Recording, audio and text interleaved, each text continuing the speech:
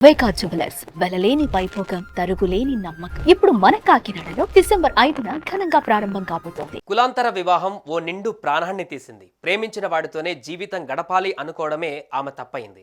పెళ్లి చేసుకుని కరెక్ట్గా నెల రోజులు కాగానే కులాంతర వివాహం చేసుకున్నందుకు సొంత తమ్ముడే అక్కను కారుతో ఢీకొట్టి కత్తితో కిరాతకంగా నరికి చంపేశాడు.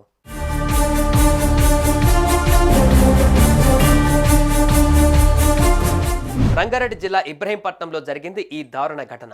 2020 బ్యాచ్కు చెందిన కానిస్టేబుల్ నాగమణి ప్రేమించి పెళ్లి చేసుకుంది.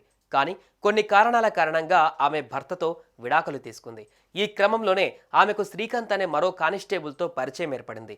ఇద్దరు రాయపోల్ ప్రాంతానికి చెందిన వారే కావడంతో అప్పుడప్పుడు కలుసుకునేవారు. అలా వారి స్నేహం కాస్త ప్రేమగా మారింది. దీంతో శ్రీకాంత్ నాగమణి నవంబర్ 1వ తేదీన యాదగిరిగుట్టలో పెళ్లి చేసుకున్నారు.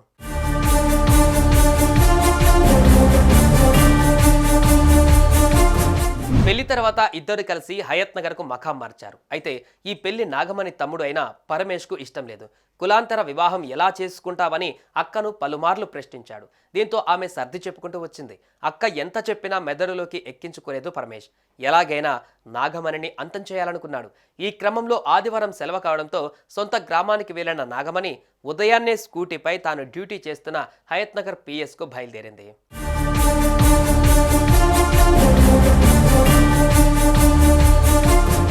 ఈ క్రమంలో కాపుగాసిన పరమేష్ అక్కను వెంబడించారు.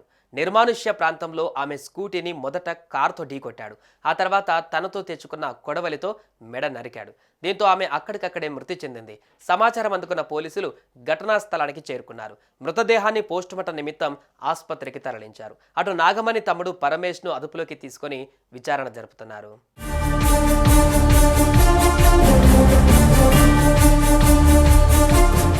తమ్ముడి కులపిచ్చికి అక్క బలైంది. తల్లిదండ్రులు లేకపోవడంతో తమ్ముడిని కొడుకులా చూసుకుంటుంది నాగమణి. కానీ పరమేష్ మాత్రం అక్కను అమ్మ అనుకోలేదు. కులాంతర వివాహం చేసుకున్నందుకు ఆమెను అంతం చేయాలనుకున్నాడు. ఇప్పుడు కటకటాల పాలయ్యాడు. Short video. సుమన్ టీవీలో మీ పర్సనల్ అండ్ బిజినెస్ ప్రమోషన్స్ కోసం కింది నెంబర్కి కాంటాక్ట్ చేయండి.